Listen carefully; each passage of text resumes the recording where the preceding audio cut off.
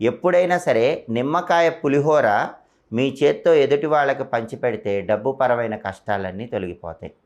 నిమ్మకాయ పులిహోర తీసుకున్న వాళ్ళకి దోషాలు తొలగిపోతాయి, ఇచ్చిన వాళ్ళకు కూడా దోషాలు తొలగిపోతాయి. ఆ శక్తి నిమ్మకాయ పులిహోరకు మాత్రమే ఉంది. కాబట్టి పులిహోర పంచిపెట్టేటప్పుడు చింతపండు పులిహోర కాకుండా నిమ్మకాయ పులిహోర పంచిపెట్టాలి.